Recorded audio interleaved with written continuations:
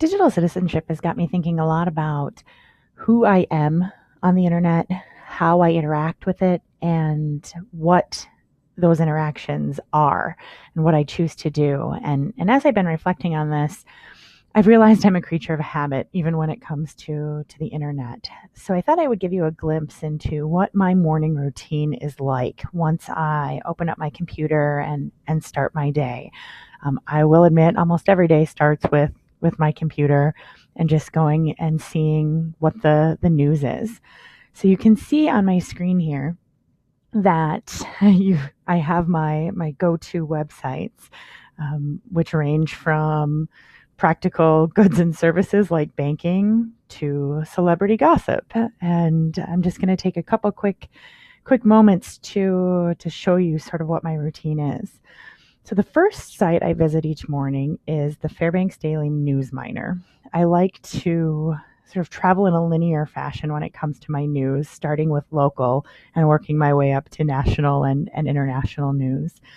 I spend a few minutes looking at the News Miner website, excuse me, and sometimes laughing at the headlines. And if I'm really interested in getting my day going and getting revved up in the morning, I'll look at the comments on some of the stories.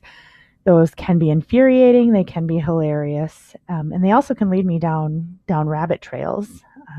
Fairbanks is a pretty small community, and so when you see somebody posting in the comments or you see an editorial or an opinion piece, you likely know somebody who is connected to that person. So from the News Miner, there are days where I might go to Facebook or other social media platforms to get a little bit more information on who an author might be.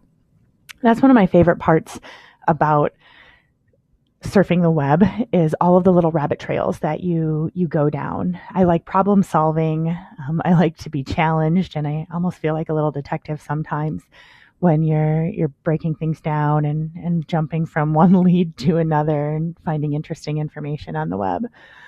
After I'm done with the News Miner, I usually move on to Alaska Dispatch.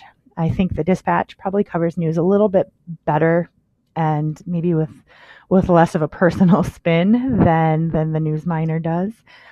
So their site's set up a little bit more like a blog almost, and I actually like the setup of this particular site. So again, getting my fill of Alaskan news. After the Dispatch, I then move on to the Star Tribune website. And this is the Minneapolis Star Tribune. So this was my local paper growing up. I like to keep in touch with what's happening in Minneapolis and in Minnesota, and just to stay connected. As I've gotten older, I find myself also surfing the obituaries, which might sound a little bit morbid, but it also sort of helps me stay connected to what's happening with people I may know in Minnesota and just in general with that life that I used to have. After I'm done with the Star Tribune, then I move on to CNN, which I know isn't the best news source, but it's one that I've followed for a long time. Again, creature of habit. So I will take a look at what's happening there.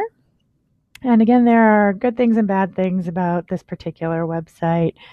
I like on the Dispatch how they have kind of a little synopsis with the stories. This is just a lot of words, a lot of movement, a lot of video. So I don't particularly love the setup of CNN, but it's a nice place to surf headlines.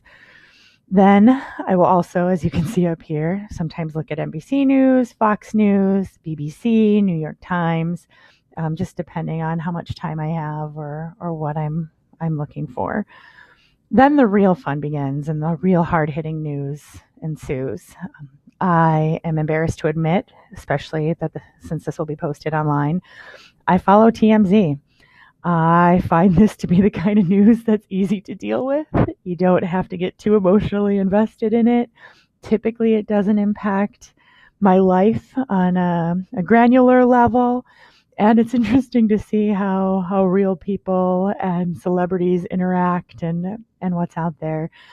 This is a fascinating website to me because I think social media and the evolution of the internet has really allowed for people to have their lives documented in a much different way than just writing a newspaper article or listening to a radio show or a television program. at all hours of the night and day, people are in celebrities' faces, and they make very deliberate choices and sometimes not so deliberate choices on how to handle that. So I find TMZ to be an interesting site to take a look at. And then finally, I will usually go to the Chronicle of Higher Education and follow up on emails that I get with their story updates. So this sort of transitions me into my job at e-learning and at UAF, so that I'm sort of ready to start the day on an education note. Again, this is sort of a personal glimpse into my head each morning when I engage with the internet. It's not meant to be anything that I recommend, but I thought I'd sort of put something personal out here so you get an idea of at least how I start my day and how the internet works to kind of inform me each morning.